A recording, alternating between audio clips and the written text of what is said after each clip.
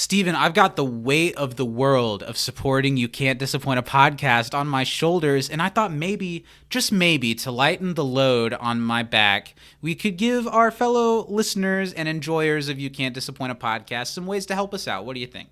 Well, I'm not normally in the habit of lightening the load on your back, but, if people want to help us, they sure can. How can they do that, Zach? The first way is to support us on Patreon. If you like what we do here and want to help us take it further and get all kinds of extra content, give us money at patreon.com/can'tdisappointpodcast. If you don't want to bear the brunt of our debt, you can appreciate the fruit that we bear to you by going and leaving us a review on Apple Podcasts, Yelp, Google Chrome podcast reviewer, or whatever you can. And that's going to help us get seen. And the more people see us, the more that we want to be seen, and the more that we see you.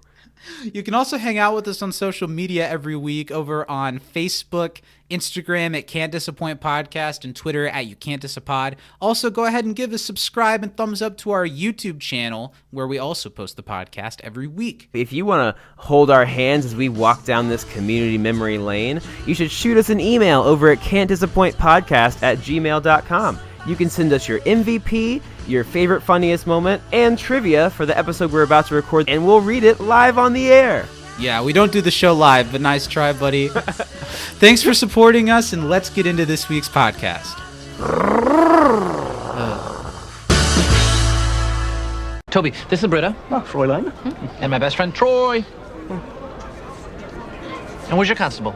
Oh, my best friend Andrew. He was supposed to come, but then his wife wouldn't let him go at the last minute. She's such a Minerva. Yeah. Yeah. Oh, Minerva. What a bitch. Wait, was that the female inspector? Not in front of Toby.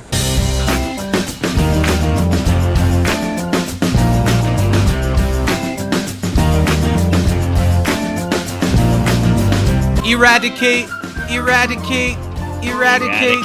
Blimey! We got a case of the blowguns in it. Eradicate. Crikey, isn't it? Eradicate. What are we Every gonna do? Tuesday. Nigel? Absolutely mullered. Absolutely mollered. Mullered. Mullard. What does that Yes. mean? Absolutely mullered. What You can don't I know say? what it means. You absolutely Zach. Welcome to You Can't Disappoint a Podcast, everyone. As good of a way as any to kick off this piece of crap, right? Yeah. Welcome. Sometimes we come out swinging. Sometimes you got to pull the cord a couple times to get it started. Welcome to the show, everyone. Hello, I'm Mrs. Winger. Hello, Mrs. Winger. I'm Steven, and do you guys mind if I practice my American accent this one? I got an audition coming up. Welcome to You Can't Disappoint a Podcast, everyone. That's the last I'm going to do of that now. We got a little bit out of our systems. Welcome to the show. Don't you mean win? What do you mean? Where in that sentence would I have meant win? Don't you mean win? That question was for future you, Zach. Oh. I still don't understand. I'm very glad everyone's here, that you've joined us. It's going to be another great podcast talking about yet another episode of this television show that we love so much, and the number of episodes left to cover are rapidly dwindling, Steven. Yeah, nothing but hits from here on out, Zach. Well, I'm trying to think, though. After this, there's only 15 more episodes that Donald Glover's in. Oh, don't remind me. And after this, there's only 36 episodes of the show, which will go by really, really fast. Crazy.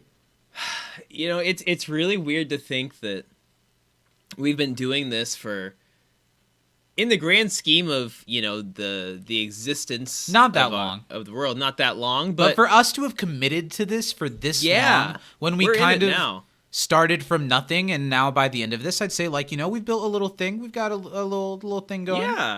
Yeah. Also, it's the end of the year. It's time for everyone to post a screenshot of their Spotify Wrapped on their Instagram stories. And I just want to say thank you. We had a lot of new listeners this year. Proud to admit that we received a cease and desist from Spotify after we requested our Wrapped. But no, it was great. It was a great year for us. We started this year with our Joel McHale interview was our first podcast of the year, which kicked off our, this thing we're trying to do. It kicked it off in a big way, and our episodes have just gone up in listenership throughout the year, both the old ones and the new ones. And we've got new people writing into us. We've got new friends on the social medias. We have people in all kinds of different countries listening. I'm surprised anyone in our own country is listening to this. I'm shocked that anyone that has any sort of grasp on the English language would listen to this podcast. Or like any understanding of the world outside of like our gross young man American mindset, that they also find this appealing in any way. Well, I feel like this started as a thank you, and it's taken a weird wraparound. Well, do you remember, Zach? Like, it seems like we launched, like, I remember that, like, all-day live stream we did when we launched the Patreon. That seems like it was, like, so close to now, but... It was towards the beginning of this year. It was like February. Yeah. Yeah, that's wild. Well, anyway, speaking of the live stream and Patreon, I want to kick off this week's episode of the show, which it's great. You know, we focus so much on what we've done and what we have yet to do, but what we're doing right now is what it's all about. Not what we're doing, but when we're doing. Well, I said we're doing it right now. I want to kick off the show by shouting out our $10 and up patrons over at patreon.com/can'tdisappointpodcast. Those people are Danny M. Lugo, Mary Baker Budisa, Brian Thurman, we've got Taylor Ace, and new to the list, this is, okay, so sometimes people just have their name on Patreon, but sometimes people have a username, right? Mm-hmm. This is a screen name. We've got added to the group this week, Planeswalker Prez. So welcome aboard. Planeswalker, we got a Magic the Gathering fan. Is that what that is? Yeah. Cool. I've never played Magic the Gathering. It can be really, really fun. It's an expensive hobby, though. It's more of that and, like, the learning curve and how you don't, like, pick that up with someone as a game that you're going to learn to play for the first time. So it's almost like trying to get into playing Smash Bros. Because you get odds are like, you're going to be playing against someone who it's a big part of them.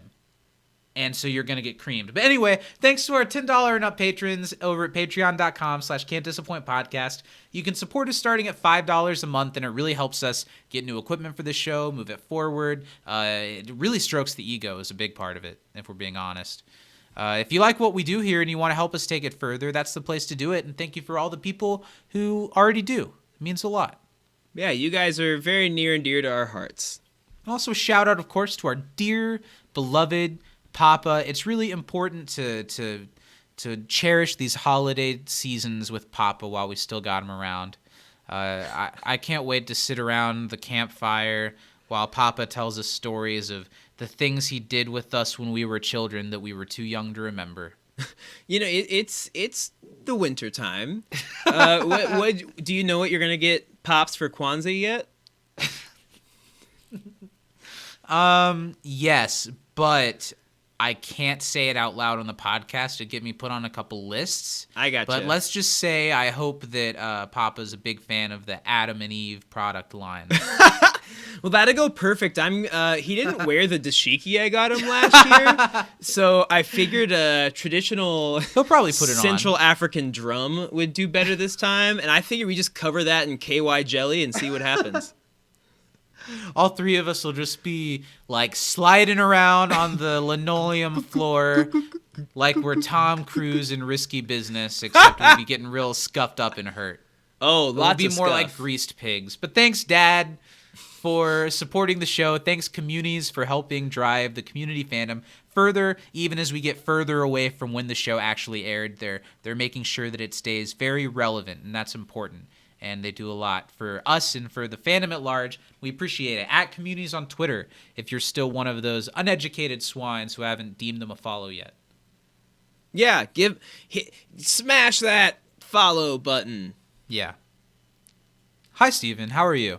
Hi, Zach. How are you, buddy? I'm good. I want to hear more about your trip. Everyone, Steven just went on a very exciting trip within the mere days since we've recorded last. It's true.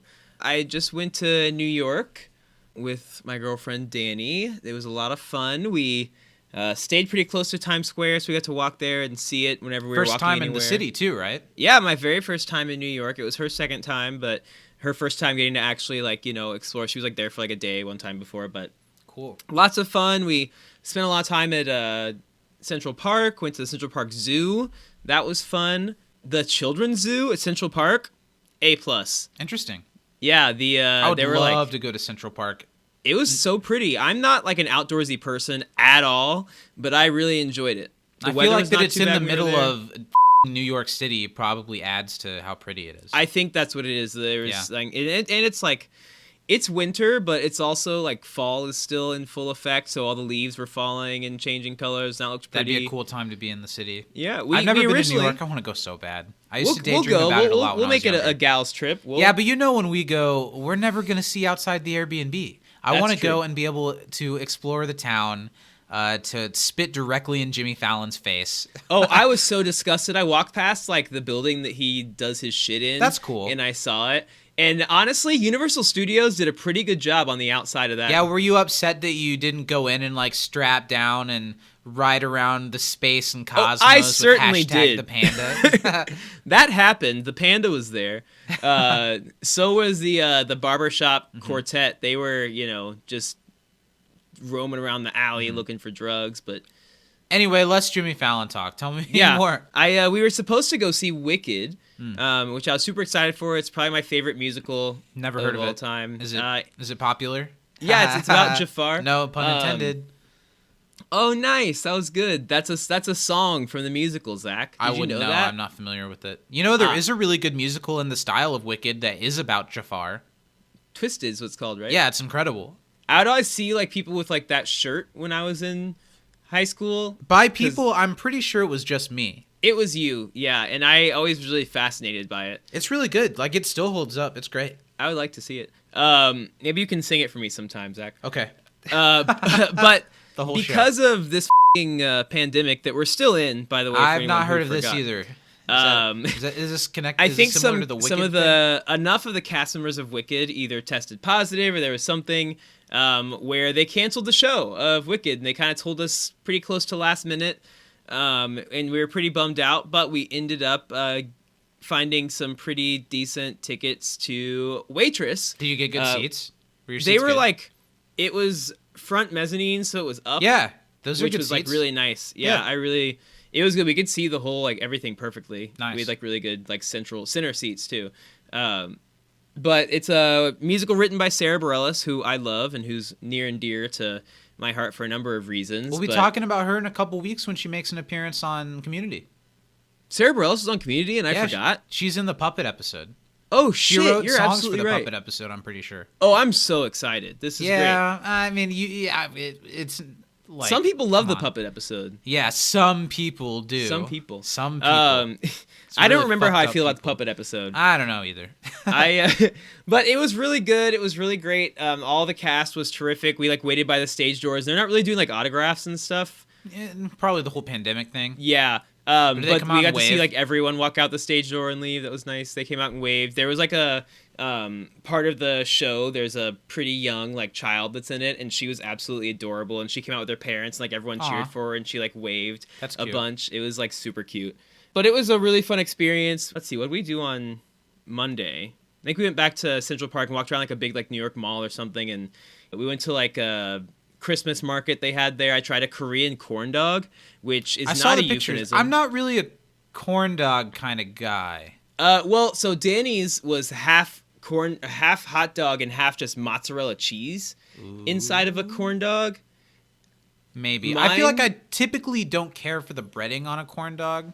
Well, I don't know, man. And I feel like, okay, here's the other thing. Do you like hot dogs? Yes, I like hot dogs, but I feel like the hot dog in a corn dog always tastes a little different. Sure. Like sweet. Yeah. I'm not well, I into think that. you're tasting the breading of the sweet cornbread. No, it's the dog. Wrapped around it. It's the dog? It's pure dog. But I got one that was like a hot dog, but it was fried in like a sweet potato. Okay. Covered, like, we did have a full conversation last week about how much we both like sweet potatoes. Yeah, and it was great. And I had it like they had like cheese mustard, which Danny got, but I had some honey mustard on it with some sweet chili sauce. That slapped. But it was really great. It was a great time. And I'm excited because I'm going to be in D.C. this weekend for a competition. So I'm on a world tour with the mic in my hand. Lucky boy. Well, hey, let's move on to what we're here to talk about. I don't want to cut you off because I really have romanticized New York since I was real little. It's been a dream city to go to since I was very young. As like a theater pop culture kid, I always wanted to go to New York. So I want to hear every little detail. But the people listening don't give a shit. They want to hear us talk about the television program Community, and we're back to talk about Season 4, Episode 3. It's Conventions of Space and Time. The episode was directed by Michael Patrick Jan? I'm not sure. This is his only directing credit on the show. He was a member of the comedy group The State, and he directed a bunch of episodes of Reno 911, where a lot of the actors on that show were members of The State comedy group. Nice. And he's also directed a shit ton of TV. He directed some of my favorite of his credits. He directed on Crazy Ex-Girlfriend. He directed on Flight of the Conchords. And he directed on Happy Endings, which are all shows I enjoy quite a bit. And this episode was written by a name that we've seen a couple times, Maggie Bander. She previously wrote Competitive Ecology. That was the Todd initial episode. And she goes on later this season to be one of the co-writers on Heroic Origins. And the episode originally aired February 21st, 2013. We're here. We're talking about it. We're taking a trip to Inspecticon together today. It's time. I think we'd have fun at a convention together, Zach.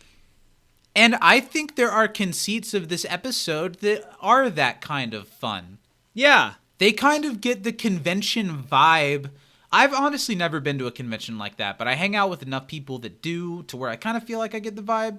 I feel like they nailed it, kind of, in this episode. In a couple I think they of did a ways really of good what job a with a lot convention of is stuff. like. Yeah. A lot of times on TV shows, I feel like they don't get it quite right. Mm-hmm. Anyway, let's talk about some trivia. Let's do some trivia for this week's episode. Act trivia. All right, I've got 5 questions. I've got 4. All right, I'll give you the first one. It's the easiest question we've asked all season. Probably will be. Wow. What do the Blorgons say? Eradicate. Correct. Good job, Zach. What does Britta ask Annie for while she's attempting her escape? Curling iron. Yeah. Good job. Yeah, nice. Where are the donuts that Britta brings to Troy and Abed's from? Oh, I don't know. That'll I just be remember one. Abed says, I like donuts. Yeah. Dingle Donuts. I like donuts. Do you like donuts? I like donuts a lot. Now, I don't think I can eat more than one donut at a time. And I think, like, in a 2-person household, it's not really ever worth buying a dozen donuts because they'll get stale before we eat through them. But a good donut slaps. So Danny really likes donuts. And those 7-Eleven donuts, if you get them at the right time, Pretty they good. go crazy. Really good. Well, I mean, you know, we have in the town that we grew up in a really great donut shop. And they have this, like, cherry cake donut right now that's so good. See, like I'm a simple man. I like a good chocolate frosted or a sprinkle frosted donut. Okay. I kind of stay in that vein. Okay. I don't like a lot of filling in my donuts. Well, no, that's not what I'm talking about, man. That's not what I'm talking about. It's like a cherry cake donut. Oh, So like flavored that does cake. sound yummy. Yeah, it is really good. I'm not really about any of your powdery things or I don't want to like, make a mess. The idea sometimes of something with stuff in the middle of it is nice, but I never quite like the taste of the filling, and it's always a mess. Yeah. Yeah. Anyway, did that answer your question? Is it my turn now? It is. It is in fact your turn. How much money did Abed send Toby? That's exactly my next question. Wow, you cutie boo. look at us. 700 pounds And a plane ticket. and a plane ticket. I just said money, so I wouldn't have counted it Yeah. against you, but yeah. What is the name of Toby's constable? Oh, I feel like, so he gives him the wrong name, and that's what gives up his. Are you talking about just what his friend's name is? Yeah, sure. You don't even know, or are you talking about like in Inspector Spacetime a character's name? You I'm don't know. talking about Toby's friend that didn't show up. yes. Because he gives him a name in the beginning and then a different name in the end. Yes, and I do have both those names written down. And If you give me feel like- both, I'll be real excited. I don't But know if I'll I accept have just the them. correct one. I don't know if I have them. I just feel like I know one starts with a D and one starts with an A. Are those Both of those correct? are correct. Is one of them Andrew? It is. Oh, and is it Dave? Oh, it's David. I'll take it. You guys Okay, are close. wow. Call him Dave. Yeah. Okay, sure. Call him Dave. We're super close. Okay, I've got 2 more for you. What does Go Annie? for it. Or I was. Go And then go ahead and ask you your kinda question, Zach. Said go for it in the middle of me saying it. So Yeah. and it was just awkward. Now I had to say it again. Yeah. What does Annie? Go ahead and tell me your drink, your order. What does Annie order from room service? Oh crap. Okay, so Let's see. Mrs. Winger orders. I had to set down my phone to think here. She orders 2 turkey burgers, one Yes. without a bun. Her husband's Yes. not doing carbs. Yes. A scotch for her husband, the Yes. good kind. Yes. That's all I had written down. Yeah, that's all I think she orders out loud. There's like some Like other on the stuff phone in the then. room. Yeah, but- sure. Yeah. That's what I was looking for. Good job. Woof. All right. What does Annie want Jeff to order her to drink? An appletini. You're absolutely right. What is the name of the actor who plays Thraxis? Nigel Thornton? No. What's Were the you last thinking name? Nigel Thornberry? Yeah. I wrote it down as Nigel Cuthbertson is what I heard. Nigel that sounds right. Cuthbertson. And Sounds that's my British. trivia. That was a pretty Nice. good round. We both Yeah. did okay. Nice job. All right, man. Let's move into what the people have sent for us this week. What All do the right, fans have to say about? Let me Conventions open of up my Space and hate Time? mail box. Yes. Our Scroll first through one's all from the our ones dad. from me. He says over at Communities, he says, "Hi guys, this season has this strange mix of amazing guest stars and meh storylines. Yeah, okay. And this is one of them. Matt Lucas and Trisha Helfer. Yes. I don't know who that second one is. It was the gal that Jeff was talking to, I think. Yeah, but who is she? She's a pretty lady. Okay. Is she in stuff? I'm sure. She must be. Yeah, she seemed somewhat familiar. Okay. But I not don't like know who enough she that I is. could like Yeah. say what I saw. Like maybe she's like a character actress. But the Matt Lucas, he's one of the hosts of the Great British Bake Off nowadays. Oh, I didn't know that. I just knew And- that he's one of those character actors that shows up in a lot of stuff. Yeah, and it's funny because he like says something about like, yeah, I'd give you up for a cooking competition or something. I was like, oh, that's funny because that's this was funny. way before he was on that show. I feel like the thing I remember him most from was he Fat Amy's brother in Pitch Perfect. Is there a scene where they're like in a bathtub together or something? Do you know what I'm That talking must be about? the third one. I didn't see that No, one. I think that's the first one. Maybe I I'm think wrong. you're watching a different movie, Maybe Zach. maybe I was watching It's Not Pitch Perfect, a triple X bathtub heavy parody. Exactly. He goes on to say, my MVP of this one... Oh, wait. I'm sorry. Don't paraphrase, Matt Poppy. Lucas and Trisha Helfer? Yes. Space-Time Convention? Fair enough. My MVP almost of this go one the is other way Jeff around on because outside of Shirley that didn't get enough screen time, he's the only one who's acting like Jeff in this episode. Well, I'd hope not everyone else is acting like Jeff. Well, I mean, I get his theory. I get his line of thought on that. Jeff does act like Jeff, but it's not the Jeff that I like very much. Exactly. Have a great one, guys. You too. Communities, Matt. Thanks, Poppy. All right. So, trivia, 3 questions. The first one, what is the name of the actor who played Thraxis? I don't know. Nigel Cuthbertson. Yeah, I think that's what you said, so I'm going to go with that. Yeah. What Locking does it in. Annie say the scotch tastes like? Bog? Did you say bog? Yeah. That was really funny. Which, have you ever had scotch?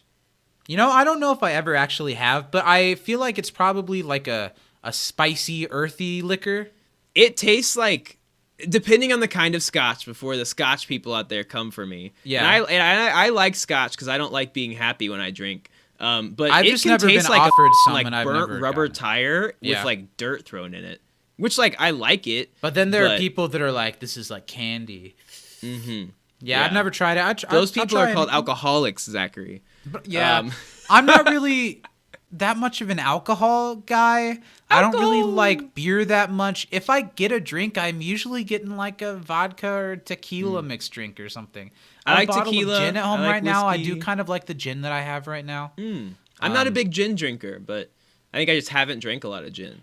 Did that answer his question? Did we get I think it right? so. What is the photo that Troy wants? It's like a glue something. Glue on. Glue on. And it's from an episode where the inspector and constable are like fused together. And Yeah. it's a photo booth that allows them to take a Classic. similar photo. Yeah. Nigel Cuthbertson, Tastes of Bog, and Glue On Chamber. We Nice, are 3 not for 3 bad. on that one. Good job, Zachy. Next, we have an email from Taylor, one of our patrons. Hello. One of our new favorite friends. Tim Tam Taylor Tool He's Time. a good dude. He's the breweryman, yes? Yeah. Still waiting on that free beer. I wonder if he's caught up yet. I hope so. Hi, Steven. Hello, Zach.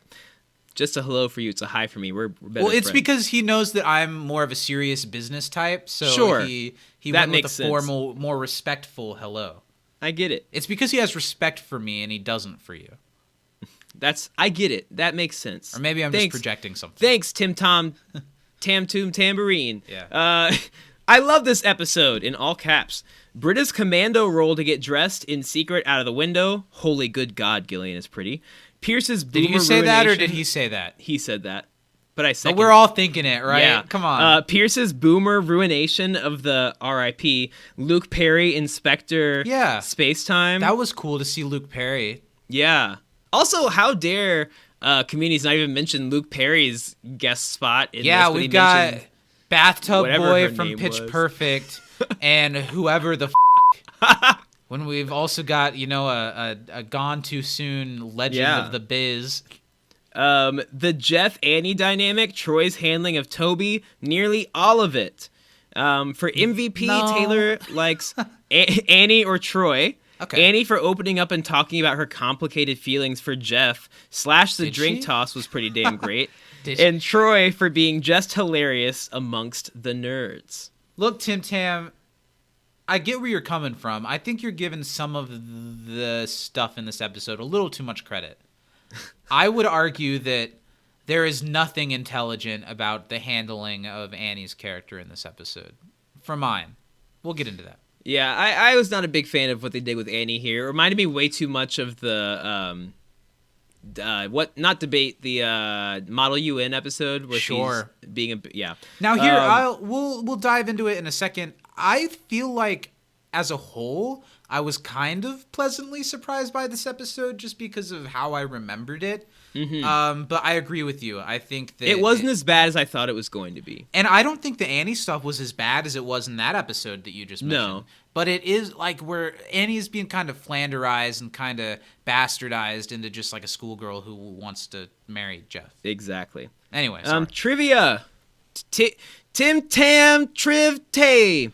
What did Abed have to send to Toby in order to get him to the convention? The 700 pounds and a plane ticket. Yes. Mm-hmm. Which inspector was Toby dressed as? The one that tried to kill Slapped the guy, his constable right? or something? Yeah. Yeah. Lastly, I'm all the way caught up to 318 on past podcasts. Very close. So I'll be current as of next week. Keep it up, Wow. you guys. Wow. Now we've got to drop 30 podcasts at a time. Yeah. Yeah. Have you gotten to the part where we signed you up to sending us free beer? Have you gotten to that Zach, who part just yet? said he doesn't like beer, I do like beer. So I send don't more my way. I drink beer occasionally. I really like a cold beer when I go out to a restaurant occasionally, but I don't know enough about beer to be Sure. courageous when ordering things, and I have had quite a few beers that I don't really care for, which also makes me not very courageous when trying things. So I usually just get like whatever has light at the end of it. Sure. Or Yingling. I like Yingling. See, Yingling is one of the ones that I don't like, but I like IPAs and things of that nature. But I just need more know if people he to be ends like, up, here, try a little bit of this without me having to buy one. sure, and it's really intimidating going to some places in Chicago that have like 50 beers on tap in the menu, and I'm like, I don't know. I guess this one. If you ever see a brand, if you ever see the Kentucky Bourbon Barrel Ale, that's one worth trying out. That sounds good. It's a little gross tasting, but it has a really high alcohol content, and it's a fancy beer. Well, I that like I've had. bourbon, and I like beers that were aged in bourbon Kentucky barrels, Bourbon so I'd Barrel be all about Ale. it. You should try it if you have it. Well, I don't know. I'll ask Tim Tam a question. What beers should I try? What are some, if I want to be courageous, what directions should I go? There you go. So I know what I need to ask for. Do you like when I go do you to a like place. sweet beers? Like do you like ciders? They're okay. I've had ones that I like and ones that I don't like. Like when we went out for my 21st birthday, I got some like pomegranate something that was really good. I don't know. Nice. I just need to try more stuff. Yeah. Well, thanks, Tim Tom. Thanks for the email. Moving on. $700 in a plane ticket, and then Toby was dressed as the third inspector. So we're right again on all accounts. No, we didn't say third at all. Well, we said the one that slapped the guy. Yeah, we kind of knew. Real fans know. We did it. Steven, last week I threw a real curveball on you and went right into the 3, 2, 1 of it all. Yeah, you How did did. you feel about that? I was about as prepared as I normally am. So. Yeah. How you feeling right now? I told you earlier I watched the episode after practicing pretty late last night. After 2 a.m. last night once, right? That's where we're at today. Yeah. So, now, this episode isn't exactly remedial chaos theory. And I was thinking to myself, I was like, I'm going to have to do this. Did I watch the episode? Everyone's wondering. Yeah. And I think I'll do better than I have the first 2 weeks of this season. Because I've gotten, like a C? Like C and a C minus? plus or C minus or something, yeah. So I'm hoping for a B today. Well, Steven's getting antsy. He's saying a lot of words. This is the part of the episode where he gets all nervous and shaky. So that means it's time to find out, did Steven watch the episode this week?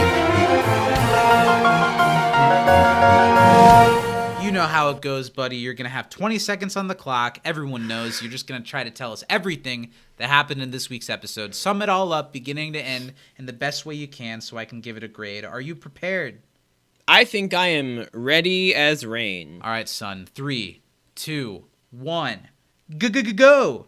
Eradicate. Troy and Britta are sleeping together, and Abed knows they don't think he does. They're dating, and it's weird for Abed, but then they go to a convention for Inspector Spacetime, and there's a fake friend, and he's Toby, and he's obsessed with Abed, and Troy thinks he's going to replace him with him because he feels like Abed's feeling left out. Annie and Jeff are staying in a hotel. Pierce and Shirley go to a focus group to talk about a new show, and in the end, Toby was a fake. Steven. This is what keeps happening, like... You've got it all in your head, and then it doesn't come out fluidly, and the time slips away from you too fast. Yes, correct. You got like the setup for all the stories, but you didn't really get any of the follow through. It's true. So I feel like a 50% story calls for a 50% grade, right? I think I got more than 50% of the story. Yeah, how? Okay. You got the setup. Troy's upset, but nothing about like how the dude was lying, about how Abed gets, I said he was a fake friend. You said he was a fake friend. You didn't, but that's you're letting that phrase do a lot of heavy plot lifting. I don't think it's a C minus, but I don't think it's a C plus, buddy. No, I agree. So why are you trying so hard to? Well, is it 50%? Like, well, I said fake. I said fake. I guess you're right. 50% is more a D, isn't it? It depends on what country you're in. And what teacher you've got, really. And what school. Yeah. Different schools have different grading curves. I'll give that. In this school of thought, it wasn't a C minus, but it wasn't a C plus. It's a C. I'll take it. Thanks, Zach. Hopefully next week I'll do better. Yeah. Hopefully next week. I'll really put in a lot of practice hours this time, Zach. The next thing we've got to do before we talk about the episode at large is, was there anything that stood out this week as a favorite funny moment? So far I'm noticing season 4 isn't laugh out loud funny, not necessarily in a bad way, but because I'm still entertained, I'm still engaged with the episodes, but I'm not like losing it at things that are being said or interactions between cast members. It's been harder these 3 weeks for me to come up with my favorite funny moment. Me too. I ended up just going with one. Yeah. And it's kind of a cop-out answer. Okay. But it was at the end, in what I guess was the end tag, when Abed said, "I hate you," after Pierce is like, "So, what do you think?" And Abed's like, "I hate you." That's your favorite funny moment? That was the one time I remembered laughing out loud. I wrote down 2 things, and they're both kind of at the beginning of the episode. The first is... Obviously, the whole sequence where Britta's trying to get out of the apartment and change, it kind of feels like out of a sillier, like more cliche sitcom, but it is kind of a sequence that's different from what Community usually does, so it kind of works for me. And I did laugh when, even though it's obvious the conclusion for the joke, when she makes it and Abed's like, "I know you guys are having sex, I just like donuts." I think that was funny. That made me laugh. See, and I even, I think Danny's the one that said, thanks for watching the episode together, she was like, not a good sign when that's the joke that goes into the theme song. Yeah. Okay, sure. So there wasn't the best sting ever on it. And it wasn't a bad joke, but it was, I don't remember what it was last week. I think it's better than whatever got us into the theme song last week. Anyway, the other thing I wrote down was this really... Okay, so they walk into the study room and all the lights are turned off, and they turn on the lights and Pierce is just sitting there and he complains about not being included. And then what makes me laugh is after the conversation, Jeff and Abed leave and they say, well, good night. And they turn off the lights and Pierce's face just goes blank and he goes back to sitting in the dark. It's almost like he's like a motion sensitive like robot or something. And like when you walk through him, he's active, but then he's like not even a functioning thing when he's not a part of it, which is kind of how Chevy operated this season. So sometimes people say a sitcom especially is at its best when you feel like the characters are off doing other things even when they're not on screen. Yeah. Whereas some shows, it feels like the characters just cease to exist when they're not relevant for the main story. Mm-hmm. This is like literally an example of that being what happens kind of here. We'll watch that moment in a second, but it was like surreal enough to make me laugh. I don't know if it was because of the weird way Chevy's been acting lately. If it was, I don't know. It was a weird moment.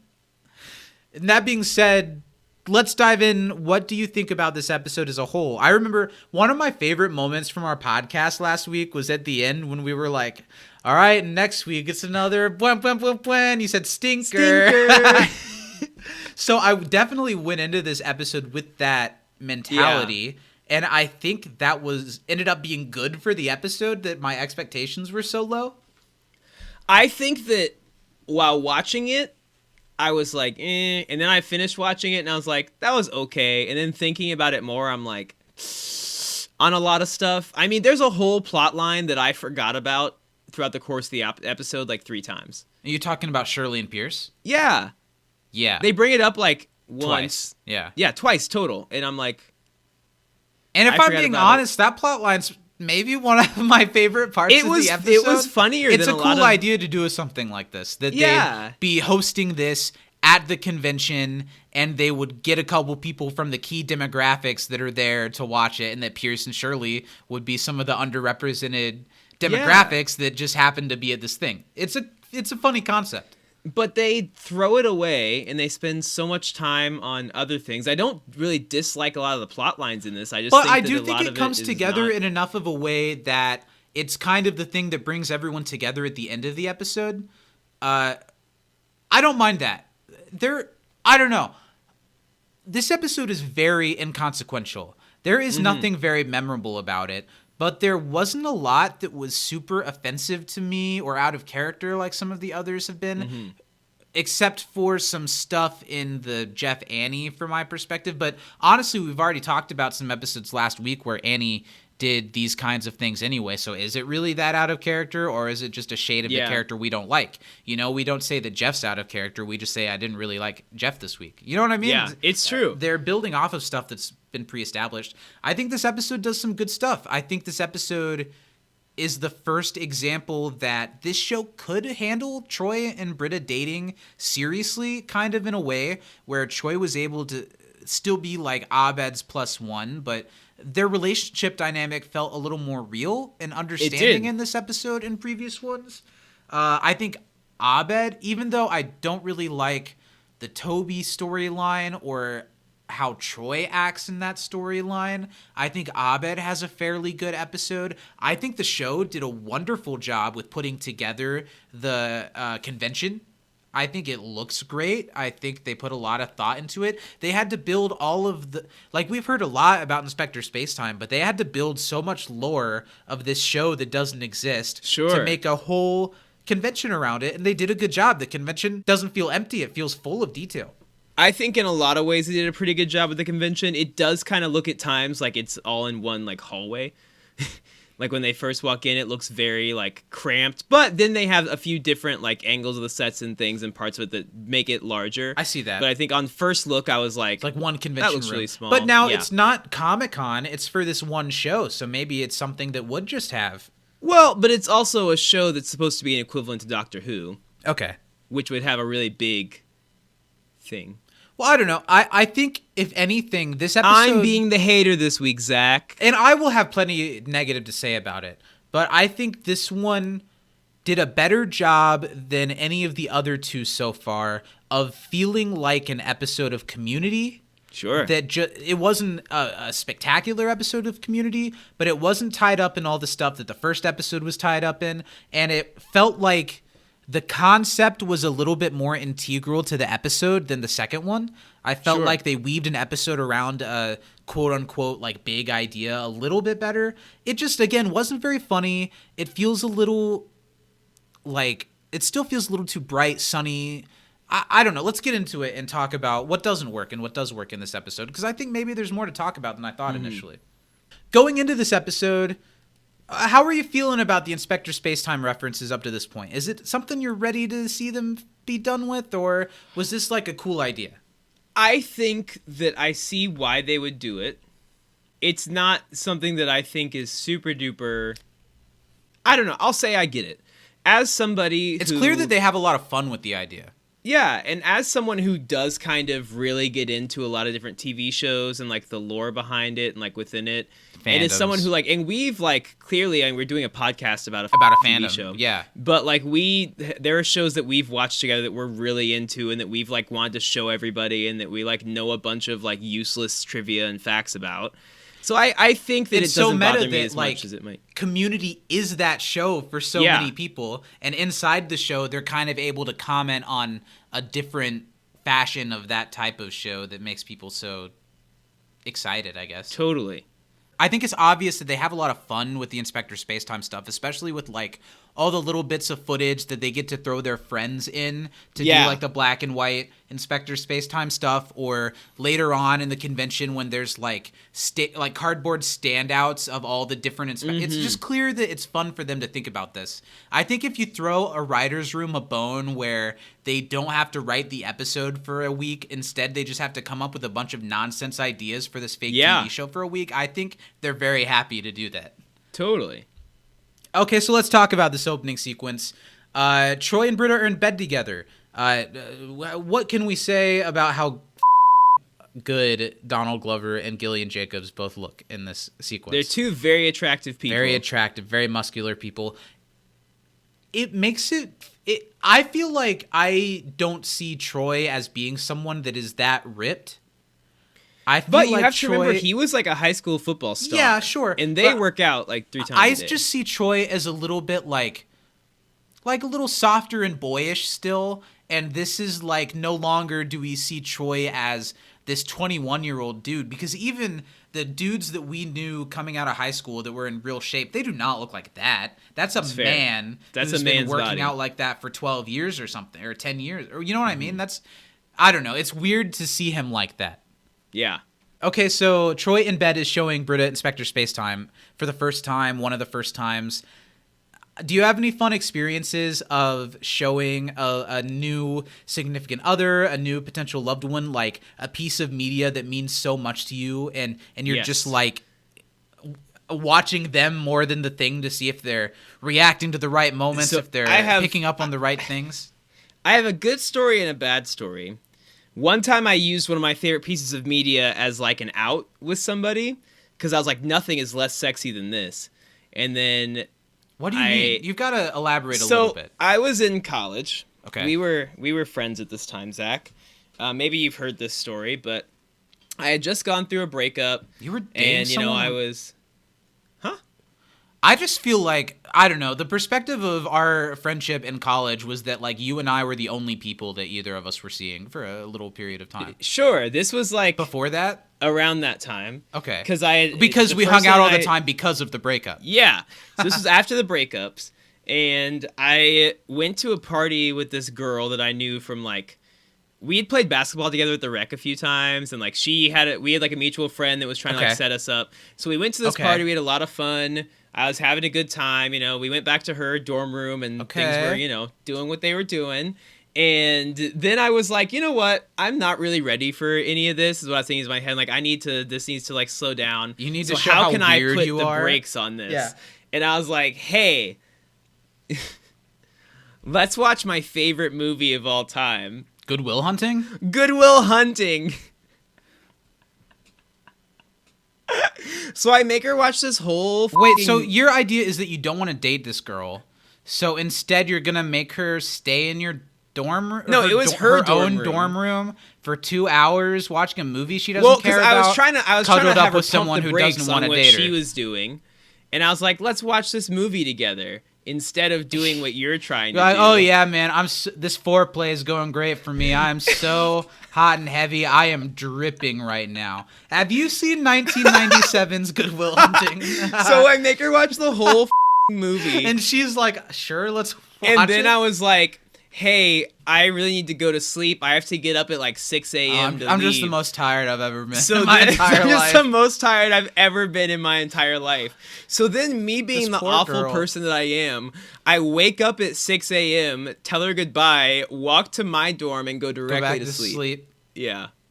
And I bet this girl is like really nice and really pretty. She's isn't married she? now. She's happy. She's doing her Well, thing. yeah. She's super nice. Yeah, that's funny. She was great. But what's the other one? You said you had a second one. So before Danny and I were dating, actually kind of how we went on this trajectory was because she texted me at the beginning of the pandemic and was like, hey, I have nothing to watch. What should I watch? You were like, I have a podcast. Well, no, I was like, I started giving her anime shows and she started Yeah. watching them and really liking them. So when she got back from Mexico and came back to the States, we were watching one of my favorites, which is Neon Genesis Evangelion, which if anyone knows that, it's like starts as like a mech action anime, then turns into like a serious like psychological like mind that really takes you to some places. And it's not a sexy anime to watch at all. But making her watch that and the really uncomfortable movie that came right after the show really solidified our bond as she's the If we one. can get through this, it's gonna work out. Yeah. Then were you like, have you seen Good Will Hunting? I was like, hey, have you ever seen Good Will Hunting? And yeah. I don't really have a good story because As a sign, ladies, if he makes you watch Good Will Hunting, he does not want to bone. he's just not that into you. My entire relationship is this: making Yeah. Lily watch something that I love and watching them to see if they're watching it right. That's just That was the that's question, just who wasn't I it? am as a person. You know, that's just Yeah. who I am. Okay, so let's break this down. What are your thoughts on the Britta escape? Troy is concerned that it's going to make Abed upset to know that they've been spending the night together, that they've been having sex. So Britta breaks out of the room and is mostly naked, undressed as she goes out of the room and like puts her clothes on and ends up back at the front door. It's this whole little like action scene to hide this from Abed. What do you think? What does it make you Here's think? what I'll say. I think that it's really shitty of Troy to do this, first of all. To make Britta do this? Yeah. To make her go out in the fire escape in her underwear. That's Now, not cool. Britta seems fairly understanding of the situation. Does she? Look at And her face. I think this time that he's talking to her, if she really wanted to, she could have at least got a start on putting some pants on. Yeah, that's true. I do like the sequence, though. I think that it's really well shot. I love her, like, Tarzan swinging away on whatever the hell that is. Like, she's And the way clearly she done lands this back down. several Yeah. times before. And, you know, it's definitely probably not Gillian, but for being a shot that is very revealing of her, they did a good job of making sure it looks just like... It's pretty hard really to tell. Good. Mm-hmm. And, of course, Gillian Jacobs is absolutely beautiful, so that doesn't hurt the scenes, you know, enjoyability. There are worse at ways all. to spend 30 seconds. Yeah. But I think it's funny that Annie like has a curling iron like ready for her, and The Annie's a part of the routine. I also just took note of the Charlie St. Cloud poster in her room. That's really funny. She's like got donuts ready from Dingle Donuts. That's hidden in the ceiling. That's funny. Yeah. Then I she think it's realizes funny. she didn't put her shirt on. It is funny. It does feel like something from a different show. It does, absolutely. But it's well shot. It's enjoyable. And it's good. It's something that these performers don't get to do very often. It's a different kind of physical comedy that this show doesn't really dabble in that much. And Gillian's game. She's really good at this kind of thing. And I love the way it is funny when Troy's like, This was funny. I haven't seen you in over 12 hours. And that's what makes me laugh, that Troy says that and Abed just, I know you're having sex. I thought that was funny. Also, to point out another issue with last week's episode, why was everyone acting like it was like a crazy thought talked that about Troy it and then. Britta would be sleeping together, and then they just totally like it's fine now. Everybody knows it's cool. I They're just think doing the it. things that are good about last week's episode are better than a lot of season 4, so people remember it as maybe being not at the top of season 4, but one of those like kind of hidden gems that we all overlook. Yeah. But I don't think it is. I don't even think I it's think better than last this week- episode. I- Really, I think there are things about I think maybe last week's episode is a little bit more fun. But there were a lot more things about it that made me scratch my head. There might not be a lot to say about this one as we go through it. We're 50 minutes in this podcast. We've talked a lot about stuff other than this. I don't know if this is a particularly deep episode, but I do think I kind of like it. Yeah, I would, like, if I were going through Community, I wouldn't skip it. I think if I had never seen Community and I had seen this episode, I don't think I would immediately think, what's going on with Community? No. I'd think maybe it was kind of a boring episode, but it feels like a Community episode. The characters feel like themselves, especially when you're comparing it to how off the first episode felt as far as the characters. Like, the characters all feel like themselves in this episode to me, which is a problem with a lot of Season 4. Certainly. This is that scene I brought up earlier. Just because we need, like, a scene in the school, Abed and Jeff are having a conversation and walk into the study room and where Pierce has just been sitting there in the dark waiting to be needed by someone. Abed does like a scream. That was really weird, but Chevy watched Season 4, Episode 3. Look, you said you forgot his subplot was even going on in the episode. We'll go through it a little bit more as we go. But I think this is the type of Pierce isn't going to be that checked into the series. I think they used that version of Pierce well in this episode. They did, and Pierce was actually around other people in this episode. Yeah. This whole interaction of, we just assumed you weren't going to want to go, so we didn't invite you. And Pierce is mad that he didn't get invited. But then he feels better when they say, well, we didn't invite Shirley either. I do think this is kind of a funny Pierce interaction. It feels a little akin to, like, Season 2 Pierce that's always being left out, honestly. And I like that he called it Captain Warp Time. Yeah. That was nice. I feel like more than anything of the people on that side of the episode, this episode really does Shirley dirty. Oh, yeah. She has like 2 lines. Yeah. Yeah. I don't know. I love it. They say good night, turn off the lights, and Pierce just like goes back to sleep at the table. What's going on with this man? He locked himself in his panic room. Do you think Pierce just waits in the study room so that he can have friends? Like, he's like, oh, I'll be I won't miss anything if I'm just there all the time. Yeah. And finally, when they start doing things not in the study room is when he starts hanging out there always. And I also think it's pretty smart that the episode doesn't waste any time. We go right into the convention. Yeah, I think that's a good thing. And they did a good job of filling it with extras, filling it with, like we said, details about this show that doesn't exist in a way Lots of costumes. But it's in a way that doesn't I don't know how to explain this the right way. A lot of shows, when they do something like this, all of the costumes, all of the props look really fake, look really like B-rate.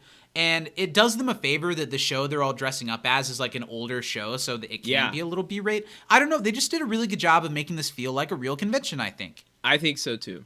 I think they did a pretty solid.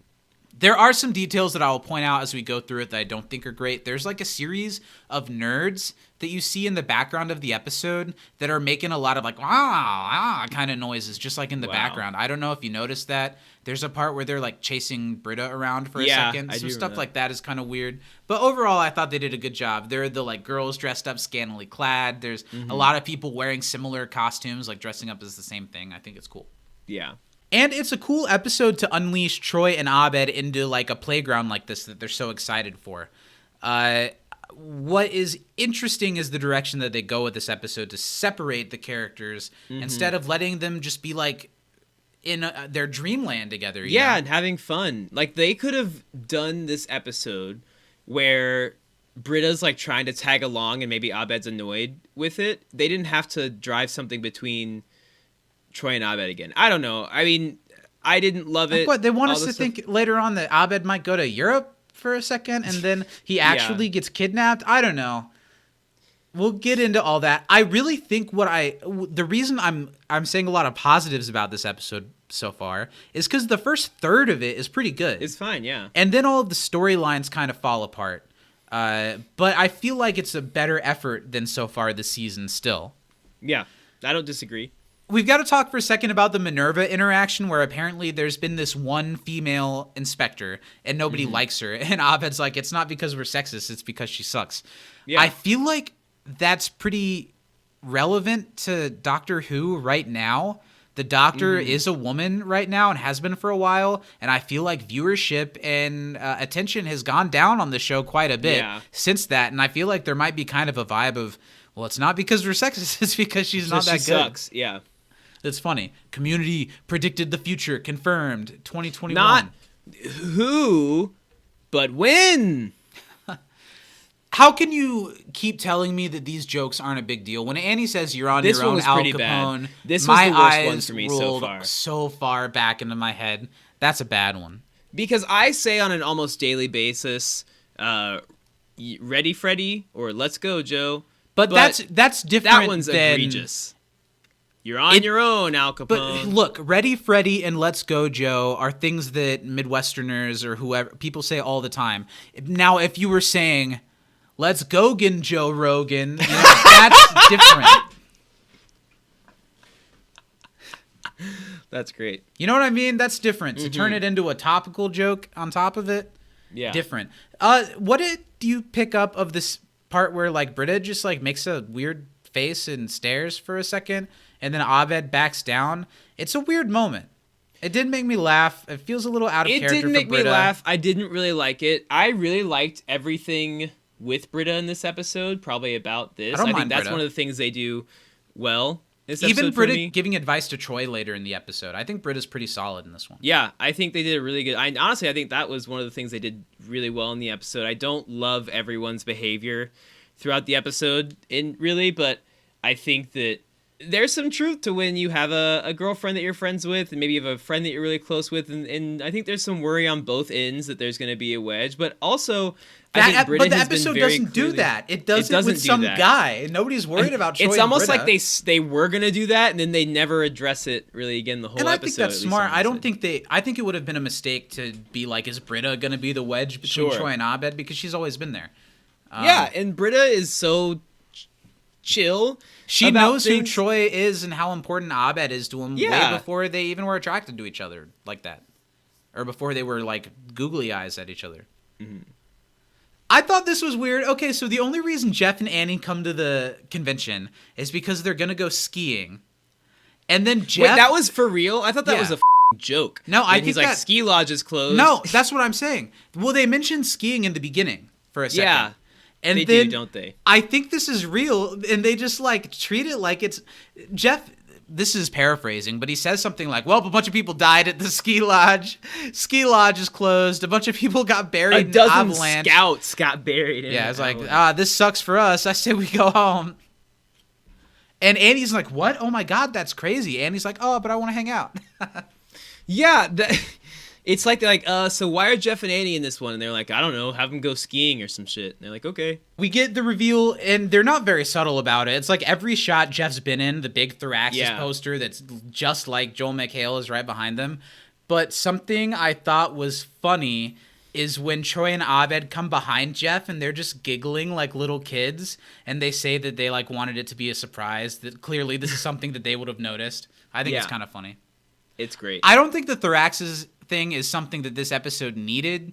I think Jeff's storyline I might even like less than the Annie side of what's going on here. Sure. I don't think I needed the Thoraxis thing at all, but it's a kind of funny reveal, maybe? Yeah. So Jeff's going to leave. He doesn't want to hang out here. He thinks it's lame. And Andy doesn't really want to hang out here either, so she's just going to enjoy the fancy hotel room that Jeff got. Meanwhile, Troy is trying to get Abed to do that picture thing that we talked about earlier that I think is cool. Later when we see the picture, that's really cute. Yeah, I would absolutely do that with you, buddy. That'd be cute. But I wasn't talking about with you. I wouldn't do it with you. No? No. We got enough glue keeping us together, right, pal? Yeah. But Abed kind of blows off Troy starting here. I don't think Abed really acts badly in this episode. I think it's cool that he's met this person online. He kind of got catfished by them a little bit. That's a different issue. But he's met this person that he relates a lot to and is just excited to come and meet that person. It's only weird because Troy didn't have this expectation set up already.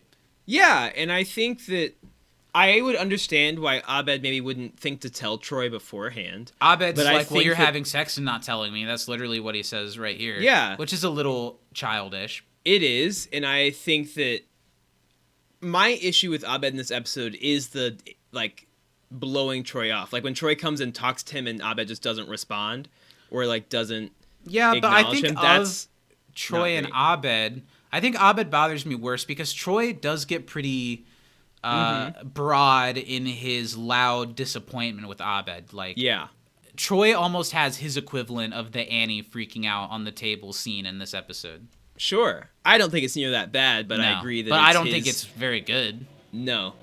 Well, certainly not Someone good behavior. outside is deciding right now is the perfect time to fire up their monster truck. Nice. Do you hear that? I don't. That's impressive. I'm sure it'll probably show up because on I'm in the monster truck, Zach. I cannot hear anything. I'm sure it'll show up on the Audacity. Maybe it doesn't on the Zoom. So sorry to everyone that someone's sawing down a tree outside right now, I guess. We meet Toby. With their monster truck? We meet Toby. What are your thoughts on Toby as a character, as a potential friend for Abed, and then as a villain and foil for Troy? What do you think? I think on first go, it's funny to see someone who is, I think the joke that Abed's getting scammed by a Nigerian banker, but it's actually a person. And he kind of is, but it's also just a lonely guy. Yeah, but that's not the scam. Yeah. That was funny writing. I think that Toby as a character initially, you think like, okay, this person is like, they're like Abed, and it's Abed getting to enjoy something while Troy has something to do. He has a weird kind of edge to him, but you can kind of see why they would get along with each other. Well, and I think later on, I think that Toby and Abed have clearly talked about a lot of things together and had more conversations because he's like, I think he even refers to not themselves, but refers to everyone else as neurotypical in things. So clearly Abed feels like he and Toby probably see things in a similar manner and feel similarly about a lot of things. So I think it's nice for Abed to have someone that he can relate to even more than Troy. That's something that I think this episode does do really, really well, where Abed relates to Toby because of... Yeah, Toby does use the word neurotypical describing other people. They smartly never really label themselves, but they talk about other people. And Abed kind of discovers why just surrounding him by people who enable his traits, good or bad, can be a bad thing, why it's good to have people that like ground him in different ways. I think this episode does do that pretty delicately. What I don't like is that Toby starts off as a interesting, unassuming enough character. And what's his name? Matt Lucas? Matt Is that his name? He does a really good job. He's a great character actor, and he immediately is this guy. You're like, oh yeah, I get this guy. I know this guy as soon as he starts talking. It's when the episode later just kind of changes on a dime what he is and what he's been lying about, and then he like locks up Abed, and that part's really weird. It goes a little too far. Okay, that was kind of funny when they say the Minerva line and Britta's like, oh, is that the female inspector? And I was like, not in front of Toby. Not in front of Toby. That's really funny. And then Troy's like, that bitch trying to relate to Abed's friend. But Abed's not even going to get to go do the thing that he and Troy really came here to do because Toby, who needed all of this money from Abed, needed this plane ticket from Abed. His money's all tied up in Nigerian banking, Zach. But he has all of... You've clearly never banked in Nigeria. He has these sold-out tickets to the panel. Well, he probably bought those ahead of time. With the $700 that Abed sent him? Well, it takes like 3 to 5 business days to like access your account with his Nigerian bank, but he did it like ahead of time. Yeah. Speaking of, that money that you said you wired for me, it never came. I'm still waiting on did that. you count? No, it's like not when you a go to question the of when did you go the to money come through, but when the money come through. And who will the money come from, Zach? That's what you need to ask. All of a sudden, yeah, Shirley and Pierce are here too. Follow the money and see where it goes. Well, it's pretty obvious that they did some things to keep Chevy not in the main set with all the extras for very long. They're here for like a second, and then they get pulled into a different room where they could have filmed all those scenes on one day. Now, do you think that Chevy? I mean, sure, it's for get them all done in one go. Do you think that Chevy liked being around extras because he felt like he was like a star around them, or do you think that he hated being around them because they were beneath him? I think Chevy wants to get all his shit done in a day, and maybe he does like being around more people like that, but I think regardless, he wants to get his stuff done in a day or two, and those big scenes are going to take the whole week, and if they put him in a lot of those scenes, for continuity's sake, even if he's not saying lines, he'll probably have to be there. He has to be there, yeah. So they put him in a room. Like immediately, he's on set with those other people. That might have even been a green screen of people behind him. I don't know. It looked. I don't think it was. But they immediately get led off to this room. We don't explain what's going to happen there. And then we cut to Annie in this hotel room kind of enjoying it to herself. Something I like about this episode is how many new sets are in it. Yeah. I guess this week and last week. Last week was a little more egregiously just the Greendale set repainted. I'm sure this is too. But it's new locations that we haven't seen before, and they all look pretty good. Yeah, I think especially the hotel lobby was one that was better than it had any right probably being. And it's just like a couch and like a background, Just but for, still like, like a they did a couple really scenes, nice job. It felt like a hotel lobby. Let's talk about the Annie of it all. Annie calls the hotel room service. She's going to get some food, spoil herself while she's here, and they mistakenly call her Mrs. Winger, which kind of at first takes her aback. She almost corrects them and decides to just go with it. And then she just becomes Mrs. Winger, starts to like the ring of it, and kind of throughout the rest of the episode, her lies that go along with that get broader and broader, right? Mm-hmm. What do you think? I'm not crazy about it. It's not the worst thing I've ever seen from Annie. It's fine.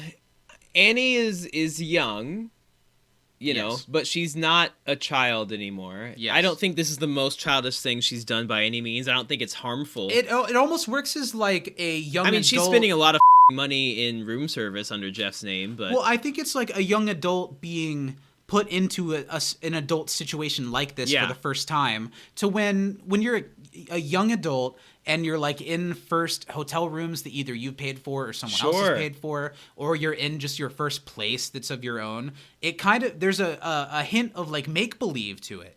Yeah, like the first. I'll say I ordered room service for the first time this weekend, and it was felt like weird. You were like playing a game or like doing. I know. I was like, oh yeah. Although then it got really uncomfortable really fast because the guy like walked all the way in the room with like the tray. That's what they do here too. I wish that he didn't. I was like standing there, I was like, thank you, and then he was like, and just He's ran. like, I'm not DoorDash. Yeah, I just wish that he'd left it, but he brought it in all the way in. Was it good? Was it fancy room service? Not really. It was like I got some wings and Danny got like a yummy chicken anything. sandwich. Yeah, they like gave like when we checked into the hotel, they were like, you have a $60 credit you can use for anything in the hotel, and I was like, that's cool. I think why the Annie stuff doesn't bother me at first is that I kind of could paint a thread that Annie isn't exactly living out a daydream of being married to Jeff, but just living out a daydream, and she says this later, of being married and being in a fancy relationship and living like that. There's some moments in the end of the episode between Jeff and Annie that do not work for me. But I think other than that, Annie getting to kind of play pretend in this hotel room, just because it happens to have Jeff's name attached to it, so therefore she becomes Mrs. Winger. I don't exactly take it so much as like a Jeff-Annie shippy thing until the end. Yeah. What I don't think like, it's offensive in any way. What I don't like is what comes after. I think probably now that we're talking about it, Jeff is my least favorite part of this episode. Specifically, him and this guest star. Do you remember her name? No? It's okay. Who cares?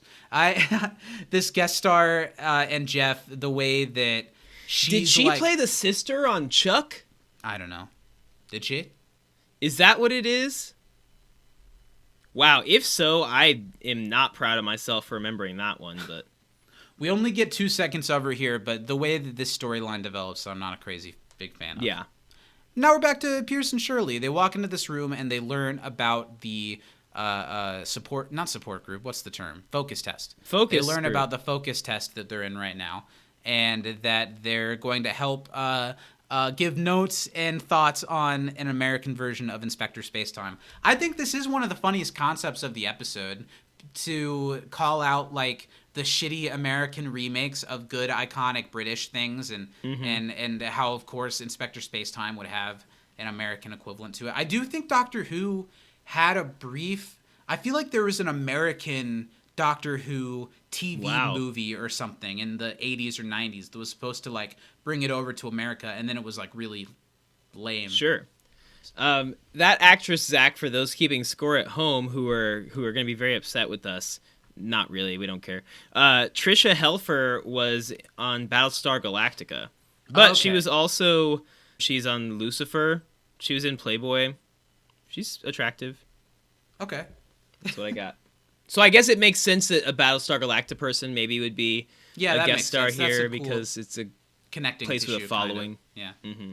I like. Okay, so now they're eating lunch at the convention, like Troy and Abed and Toby and Britta, and I like the way Troy and the Abed and Toby talk to each other here. When it's like, "Did you see the Christmas special?" They just like finish each other. Horrible. Yeah. But when it was setting up what it set up, phenomenal. I thought that was really good. Yeah. That's how Community fans sound talking sometimes. And they run off to what looks to be like a cast member or something walking around in the background that they rush to take a picture of. And this gives Troy kind of a chance to vent to Britta. Troy's trying to be nice and talk about Toby being great and how good it is for Abed, but Britta can see right through it because of her kind of female perspective on this issue and also just her knowing Troy and Abed. Yeah. She knows that this is bullshit and that obviously Toby's the worst. I really like how Britta throughout this whole storyline doesn't once try and be like, Troy, just forget about it. Just have fun with me instead. She's like, no, like, obviously, here's what you this need to do. Here's dumb, and you should get your friend back. Yeah. Yeah. I really, really like that. Good girlfriend award for Britta this episode. She's great. I know, and for how poorly they've done Troy and Britta so far, this is a lot better. Well, and it's frustrating because if they just could have kept this sort of dynamic and realism to their relationship instead of constantly flipping between, is Troy a little kid who's dating an older person, or are they two adults that are in a relationship?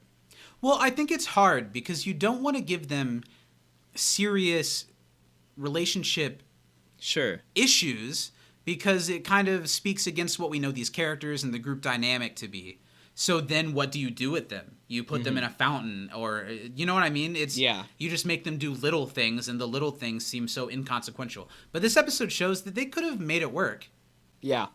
Spin off, spin. No, I'm really kidding. Britta kind of tells Troy, don't be the crazy girl that goes over and freaks out. Like, play it cool. Abed's your friend. He's gonna be your friend. Don't lose it. Even though this Toby guy is like clearly up to no good, like, just play it cool. And Troy's like, you know what? I am gonna play it cool. I'm gonna do my best. We've been in this situation many times. People try to get between us all the time. Lily, Danny, your mother. Yeah, our father, our collected father. And he tries to drive wedges constantly between the two of us. I mean, he gets in between us in some other ways, but people are always trying to break us apart. And much like Troy and Abed, they just can't break this apart. You can't. That glue just holds strong. We're back in the focus group. They've just watched the original cut of the American Inspector Spacetime pilot, I assume. And a little funny Easter egg, the little screenshot that we see of it is like an end title sequence. And it says, written by Maggie Bander, who wrote this episode of Community. Yeah. And it says, directed by Tristram Shapiro, who's directed a shit ton of episodes of Community. Nice. Which is kind of cool. There was also something in there about, like, former sir or something like that. Like, somebody who, like, lost their knighthood, which is really funny too. I didn't see that. That's funny. Yeah. And look, like I said, this concept is a cool idea. Shirley and Pierce being the ones that end up in this focus group makes sense. But you're right that it is kind of an afterthought. Nobody really says anything that funny in this. It's just kind of a good setup for the end of the episode, I guess. Yeah, like, it's funny that these people making the show clearly have no attachment to the show, so they're just going to take whatever they think will sell, and they're like, oh, well, Pierce is a guy who knows what he's talking about. This guy's old. He must have seen every episode 1,000 times. Now we're back into the hotel lobby, or we're into this hotel lobby set that is a good set. You're right. It is way better than it has any. Mm-hmm. But you just need to throw like one of those carriage carts in the background. Well, and you're even in a to the point lobby, that they have such a good mix of people that are clearly there for the convention and then normal looking people walking around. That's so realistic when you go to like an event like this. Like when we go to our dance competitions, you go to a hotel and you're like, oh my god, there's a comic convention. Like there's here always right now. like the floor where like the ballroom is with all the dancers, people in like $10,000 dresses, and there's like a mom from Minnesota who like is there with her husband. I thought this was my room, and she's like, can we watch? And I'm like, do what you want. I don't know. They're like, what's going on here? And I'm like, a dance competition. It's always my response. Jeff and this girl, everything about it doesn't work for me. Jeff, like, deciding to pretend to be the person, like, I don't think Jeff the character or Joel the actor put enough thought into it to make it pass off as anything. This girl, if she was such a big fan of the show, I'm sure she would call out the bullshit right away. And then the whole thing of then the girl just being this like insane obsessed fan, and meanwhile Jeff trying to figure out how what has to be wrong with this attractive girl for her to like this type of thing. Yeah, that's like, what's wrong? Braces? A back brace? Come on, tell me. Come on, it's 2021. Everyone knows the sexiest people are the ones that are into this kind of thing. That go do like the cosplay and all that kind of stuff. Yeah, watch an anime, why don't you, Jeff? Yeah, I don't like it. Don't like it. I don't really know what else to say about it. Me mola. Oh. There's literally nothing else to say about it but that. I do not like that the whole idea is that Jeff is like, really, you like this kind of thing? Really, pretty girl? I like how she has... her phone background is Thraxis, the character that everyone thinks Jeff is. But all they have is that one poster image. Just so, like, it's the same poster. It's not like a screenshot from the show or something, you know? It's just the same painting. Then we get a scene that I don't like. Abed and Toby are watching this panel, and Troy sneaks in kind of just to call out Toby for stealing his friend, and in the process, Troy kind of makes a big scene and makes himself look bad in the long run. What do you think? When he gets up, it's Troy. I know don't it's like Troy. that Troy does it's the first part of Troy and Abed. Yeah. I think that it's almost funny. It comes too soon in the episode, too. Yeah, like I think that there should have been a little more build-up of Troy yet. getting upset when he's sitting there, maybe. Like, Troy can, like, start to say something to Abed, then, like, Toby comes in and actually says it, like, whatever Troy was going to mention about, like, the panel. Like, that would, like, build frustration in Troy so that he, like, loses it. Or if Toby, like, asks him his name multiple times so that he gets mad. I think they just blew the load a little soon. Had some paintballs in there. Do a paintball, for Christ's sake. I don't know. Have someone wear around their underwear For Christ's sake. For God's sake, somebody fire a paintball. You know, I'm realizing something that I do kind of like about Toby is that because he starts talking about his friend, his constable that didn't show up because he's gotten married and he can't do all of this stuff anymore. I feel like Toby is a pretty good mirror image of what Abed could become if he falls into some of his eccentricities and become kind of an Arrested Development type character that can't move forward in life and is just dragging the other people down. Because Toby won't let the other people in his life help him move on to something new or to help him grow up, but Abed is kind of able to do that at a point in this episode, and I do kind of like that. But Toby, the bad version, he's kind of the real Darkest Timeline Abed in some ways. Yeah. He has a ticket to a Inspecticon in London, this big 50th anniversary thing, and he wants to talk Abed into going to that with him as a way to talk Abed into moving there with him. Mm-hmm. Toby says in London, Cadbury cream eggs are sold year-round. It's perfect to come to London. Do you like Cadbury cream eggs? I don't know if I've ever had them. They're good. Are they the little chocolate ones? Yeah, and they're filled with some cream, and the cream's a little yellow to look like a yolk. Berries and cream, berries and cream. Exactly. I'm a little boy who likes berries and cream. 404, that's the room number. Hey-o. Annie's room number is 404. This must have been the 4th episode that they filmed, because it's not the 4th that aired. No. Annie is like, so the room service or the hotel attendant is coming to give Annie more stuff, and she's making it look as if her and her husband have both been doing things. She takes bites out of both burgers. Did they even not put the bun on one of the burgers, or did they? I don't know. I didn't pay close enough attention. I see a lot of bun going on those plates, but one might not have it on there. The guys brought Annie a hair dryer. I don't know what a lot to say about this scene other than it just kind of paints Annie as being kind of lonely. Yeah. And I wish they would have let this be a little bit of a sadder story for Annie than what it ends up being.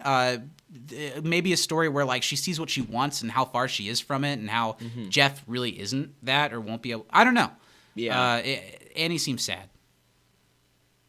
One thing that I will say about this season, it's been standing out to me how good Alison Brie has been getting better and better at delivering whatever material she's given really well and believably. She's a really good actress. She is really good. Back in the focus group, nothing else really interesting happens. Shirley tries to speak up and give some good ideas for the American reboot, but Pierce takes that over and says, let's put some hot blondes and put some titties in it and stuff. Tennis racket. Also, I like that Pierce really jotted down notes during the episode. I don't actually like it. I don't think it tracks at all that Pierce would be taking notes over something he didn't understand. I think that's the only way that they could get Chevy to know his lines, if they were literally written down in his own handwriting in front of him. Also, here's a question I have. Okay. And an issue that I'm going to go ahead and Put raise out there. I'll try to answer. What's up? This is me nitpicking. Yeah. Zach, first of all, beautiful Steven, bouquet that's of flowers. what we do. That's the show. So Jeff basically says, okay, we're here. The room's under my name, which implies to me that Annie had not checked into her room yet. Right? Yes. So Annie goes, checks in, like, Jeff Winger's name in the room. I'm staying there. Great. Jeff already, were they always supposed to have a room together? They have 2 separate rooms. Okay. And so Annie mentions that when they're upstairs. Got it. But how would they know who Jeff is if he hasn't checked into the room? Because he was just sitting there on his phone. Yes. So they would really not know who Jeff is. Yes. But he takes her to show her that Jeff That is he's talking to sitting a girl and in having the a lobby. conversation with a woman, like not really doing anything. Yeah. I do like the line, Lily pointed this out as a funny line. The hotel guy says, I wouldn't normally point out adultery to someone because otherwise there wouldn't be much of a point to hotels. It's true.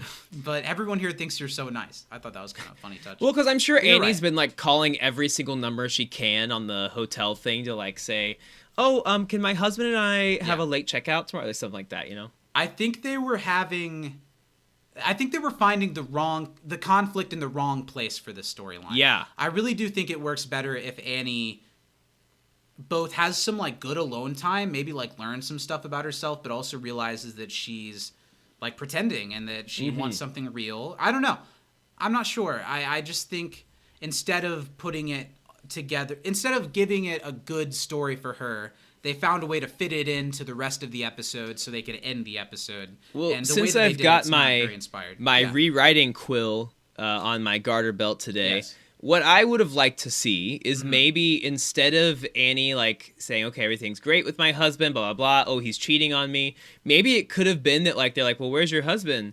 Or something like that, and she's like, "Well, things actually aren't going so well," and like she like makes up a story about him being awful. So then the hotel staff is really shitty to him, and Jeff doesn't know why. And then later, Jeff checks in as Mr. Winger. Exactly, and they're like, "You piece you of sack shit." of shit. Yeah, that would be funny. That's a funny idea. You could throw a paintball in that one, no problem. Yeah, paintballs all over the place. Cover them in I mean, paint. obviously, watching Annie be like, "How dare you," and throw drinks into Jeff's face when Jeff has no idea what the is going on is kind of funny. But the way that Jeff reacts to just about everything in this episode, both the way he's talking to this girl and trying to saying to her face, "What's wrong with you?"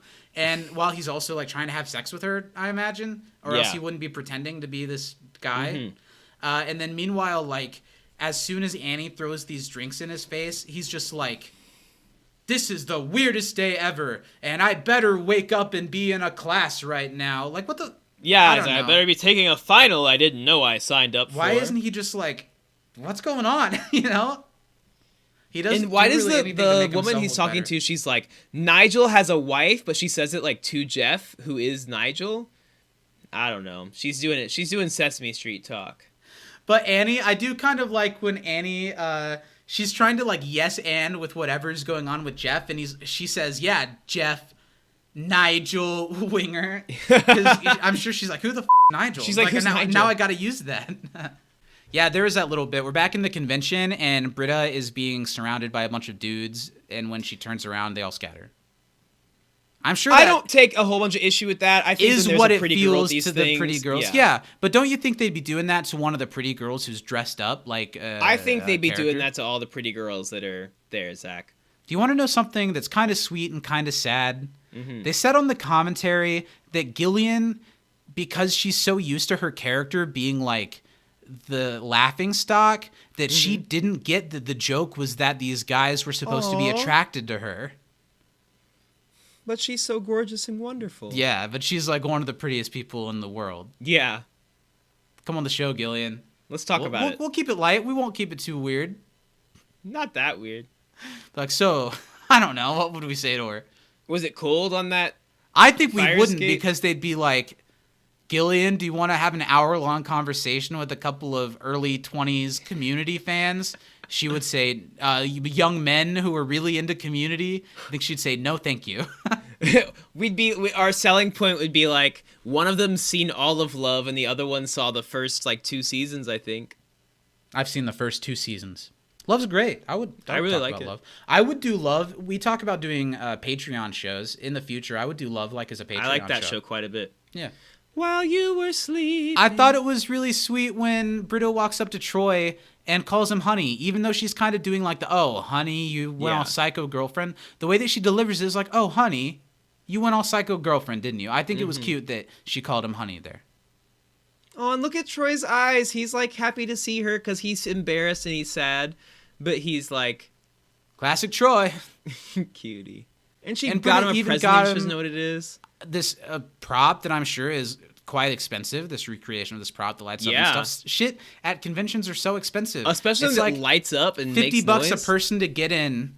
And then like $100 a person to get in line to meet anybody, and then like $50 more a person to get anything signed to take home, or another 100 for a picture or whatever. Yeah, I even like that. Then Britta just suggests, well, like Troy, I'm here for you. I will take that picture with you if you want. And then Troy gets excited about that. I think that's sweet.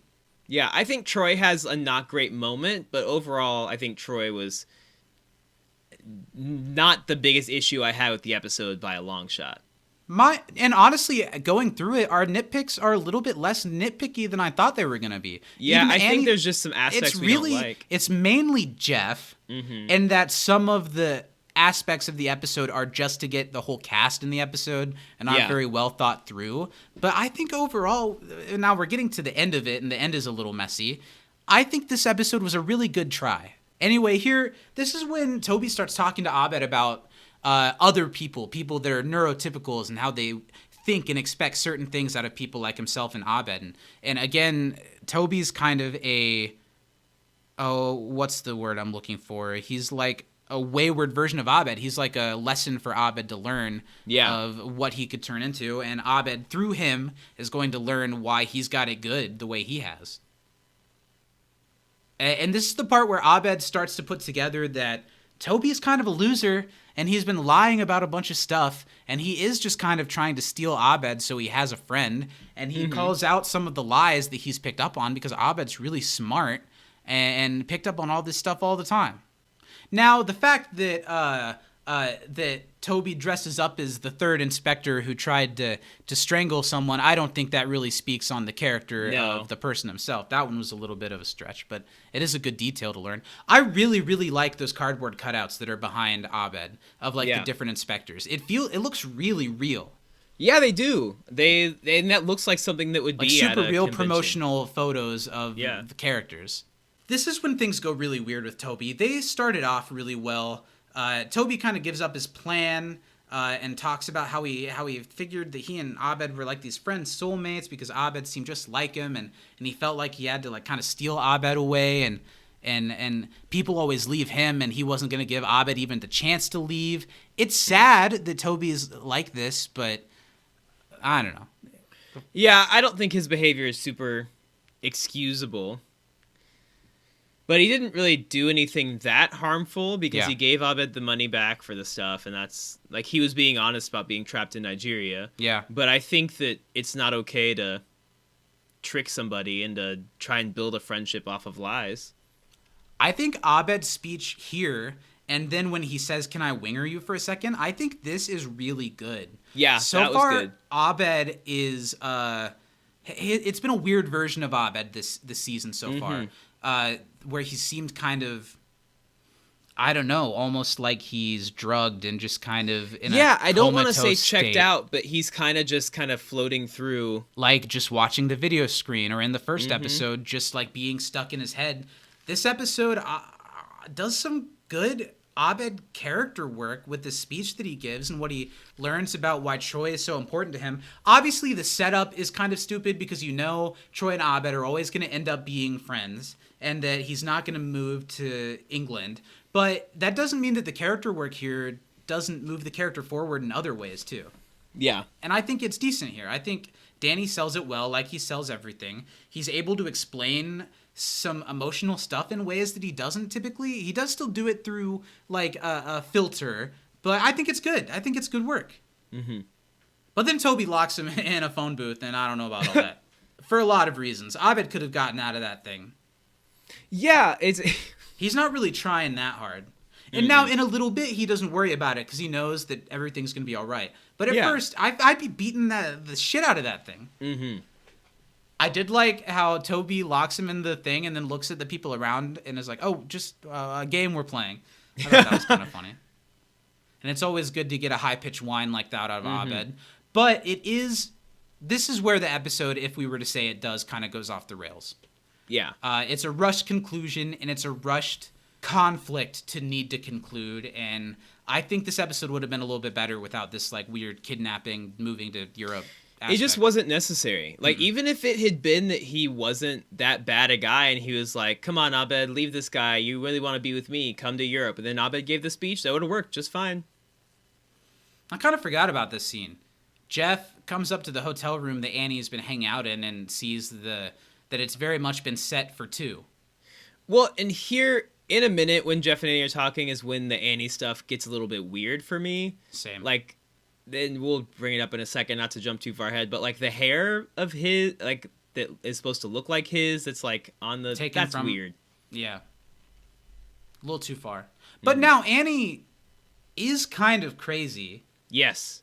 We always at least I always forget that she is, but she certainly is not. But there are some aspects aspects like that to her character that I think we could use to, honestly, even the freak out and geography of a global conflict, that she's got some mental issues and some like previous addiction, like strung out type issues that are obviously still bothering her. I think it's because the show doesn't bring it up, but I get why they wouldn't.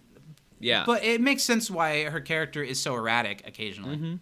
I really think it's cute that Abed, for the first time, and really, instead of totally freaking out, he is able to take a deep breath and he knows that someone's going to come help him. Yeah. That's a cool moment. That is cool. And I like that. I also really like in a little bit when Troy and Abed finally do reunite in a little bit. I also really appreciate, like, Britta, she doesn't know, she's not in costume, but she put on a little crown here just for the picture. She doesn't know what that is. Are taking. The set's cool. That little and clock also set behind him, that's a cool photo op that they've built. That's really cool. People. And they're holding hands. Cute. Very cute. And I like that she's like... she's like trying to be a good girlfriend, and she's like, "Can someone explain to me what the glue-on thing even is?" And Troy says, "Stop talking about Abed." That's pretty funny. I forgot about that part. That is probably one of my hardest laughs of the episode. I like that part. Yeah, that part. I think it's because at this point in the episode, I watched the episode 3 times, and the first time was late. The other 2 times were today. And by this point in the episode, the second and the third time, I was a little checked out. Mm-hmm. A little checked out. But I am noticing that more of this episode works for me than what doesn't. Yeah. And especially from when the episode first aired. I remember hating this episode. Mm-hmm. And now, I mean, I'd put it at the top of the 3 so far, I think. Oh, for sure. I mean, it'll probably end up soundly middle of the season. But I don't think it's going to be one of the bottoms. It feels like Community in character, even if it isn't very spectacular. Yeah. Britta and Troy having a nice romantic moment over Britta not giving a shit about any of this is sweet. And then when she like gives a, oh my god, look, and takes off her crown as Troy leaves, is funny. So apparently there was going to be this big like chase scene in this episode of Troy trying to get to where Abed was and found him. But several things, including budget and Donald Glover only being on set a couple of the days this week because he was filming both an episode of Sesame Street and he was also filming an episode of the show Girls. I didn't know he was on that. So he was only here for part of it, so they couldn't do this chase scene. So instead it just cuts to Troy just kind of anticlimactically stumbling around. Yeah. And then all of this is a little anticlimactic, the showdown between him and Toby, where Toby backs down pretty fast. Well, wouldn't you, though, if muscular ass, this iteration of Donald Glover is like, I've been in a fight and closes his fist? I could fight you.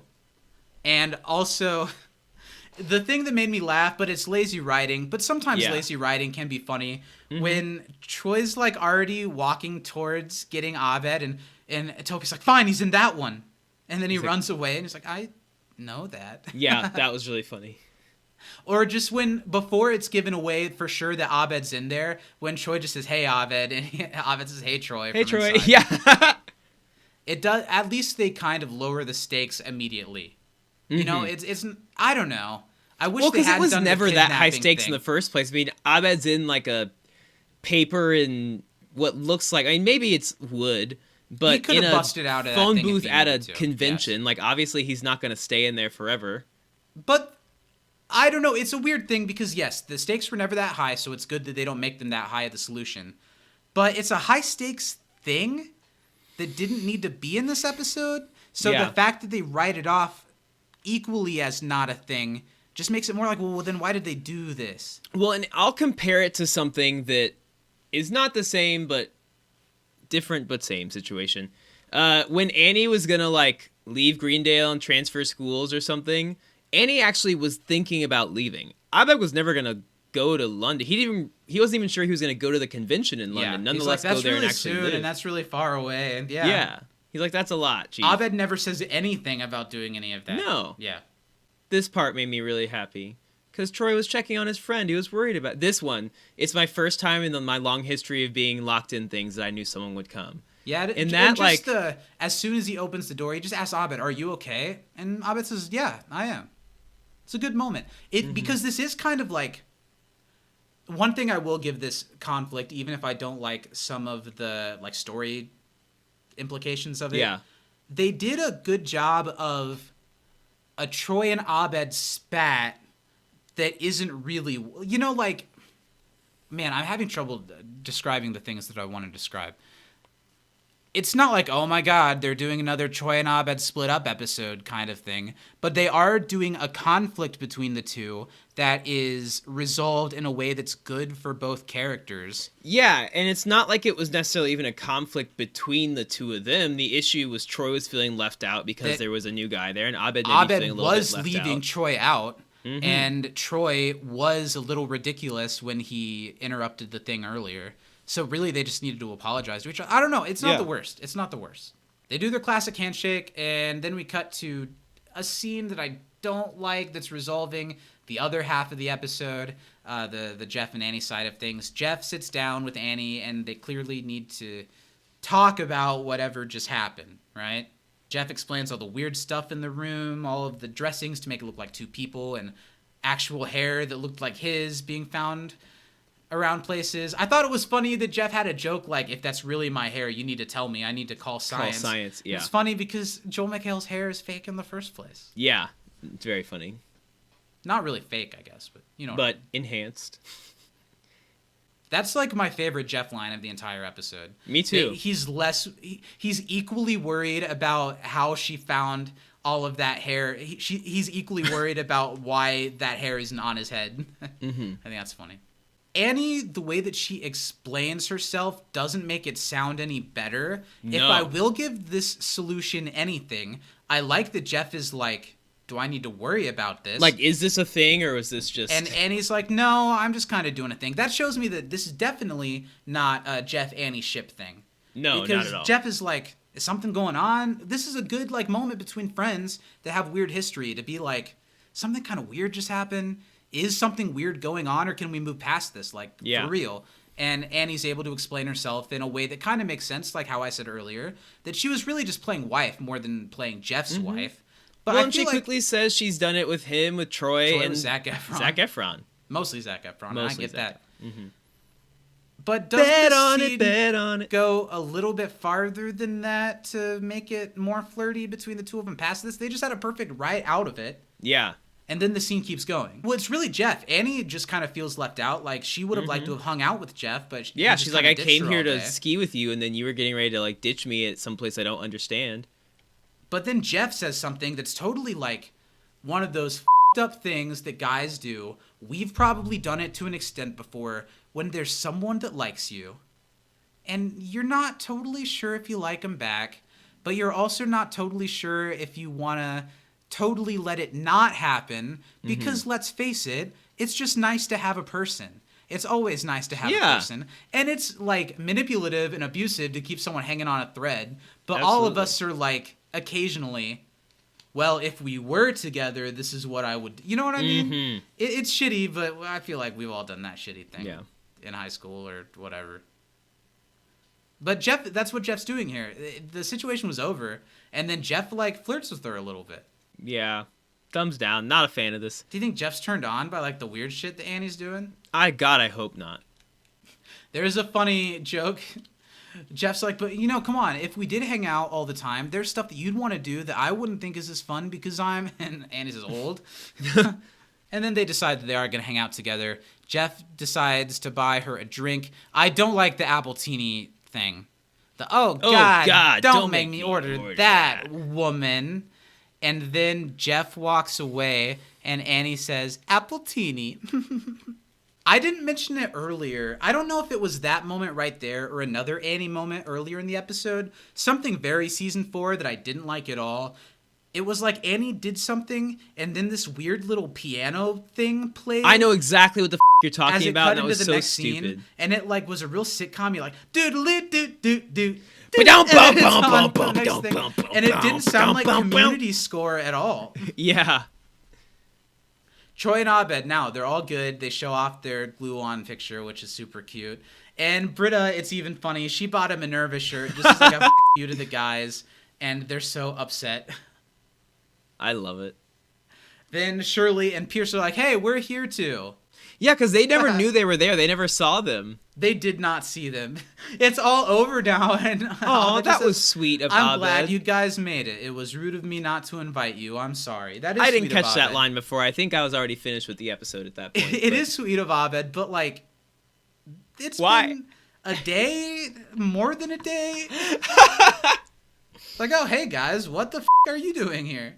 I don't remember that interaction at all. I really was not paying attention during this point. Good grief. Shirley says, and remember, Abed, we tried our best, referencing that they might have had a bigger part than they'd like in the Shirley framing says of the she American tried her version. best, and Pierce is like, we both did. And he does a weird, like, shaking thing. You're welcome.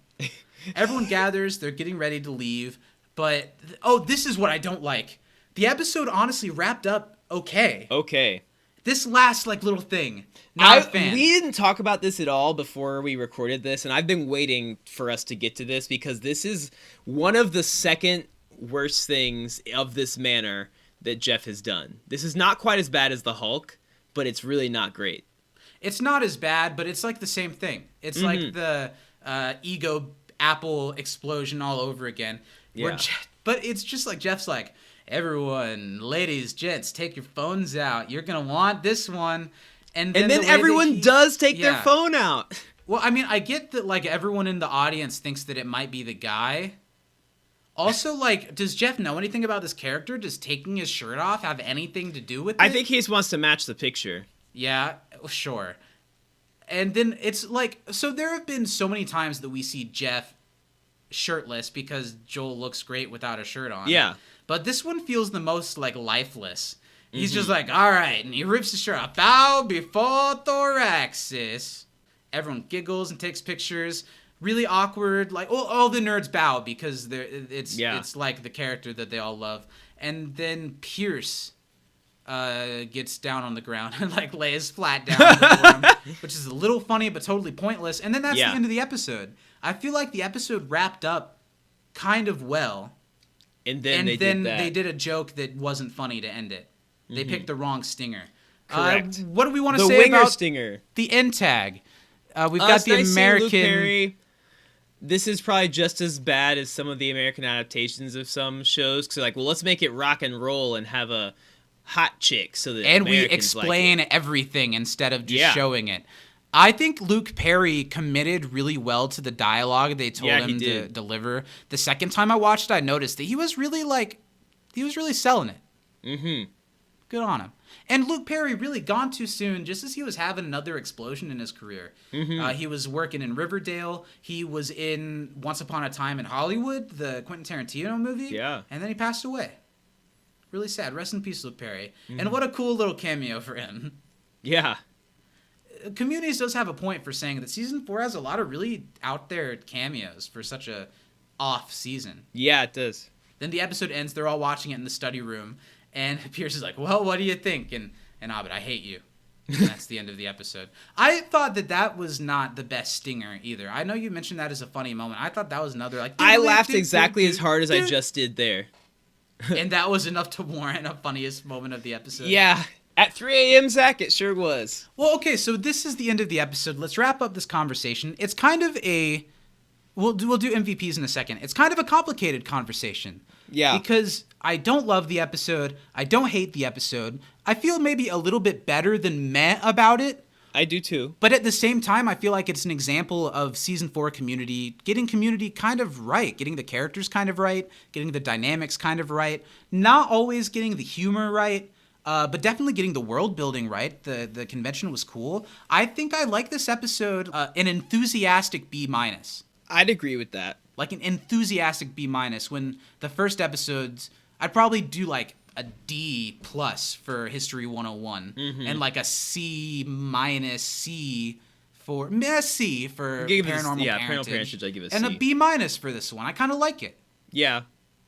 That being I like said, a lot of stuff that I like things about this episode, but I also dislike things about this episode. And so I'm not going to go back to it in a hurry, but I think the next time I'm revisiting season 4, I'm going to be like, okay, yeah, I'll watch this one. Yeah.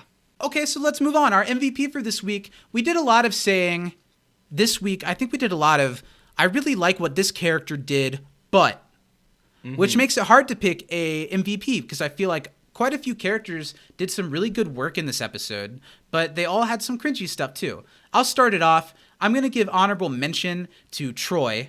I can't give it to him because of his freak out, but Donald Glover seems a little bit more active in this episode than he has in season 4 so far. Troy's always really funny and sweet, and they treat him a little bit less like a stupid kid in this one, so that's nice. Another honorable mention to Britta. I think Gillian is great in this episode. I think season 4 is kind of Britta's season so far. I think Alex was right when he said that. I can see why they would say that. But I'm going to give the MVP to Abed because I think mainly for the speech that he gives in the end and the thoughtful work that he does, and for him not really doing anything that offends me, and it being like Abed's woken up after being kind of sleepy for a couple episodes. I'm going to give it to Abed this week. What about you? So I'm going to also give an honorable mention to Troy. I think that Troy has a lot of good moments that I enjoyed in the episode. But he, like you said, the freak out kind of loses it for me. And I pretty handedly, and Danny was surprised when I said this at the end of the episode, my MVP was Britta by a strong, I would have said probably strong Britta margin if not. Yeah. this week. I didn't strongly dislike Abed, but the way he kind of shut Troy out for the first half of the episode bothered me a little bit because I don't ever like to see that.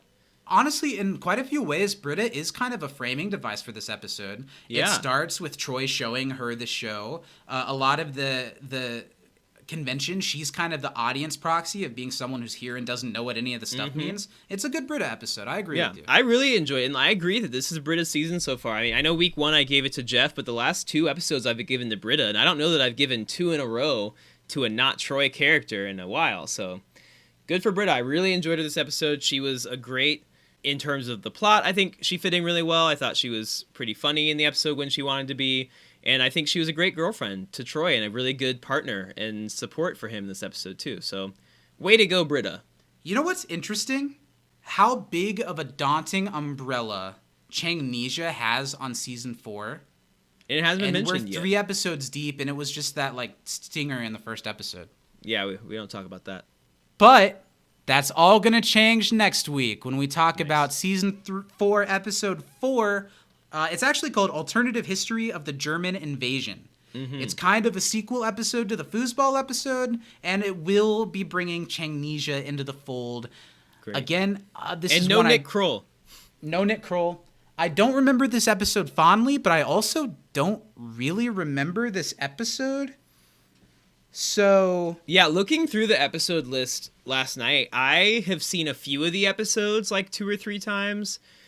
History of Dance, I've probably seen the most of any season 4 episode, but some of these I've probably seen once, maybe a second time when like rewatching it.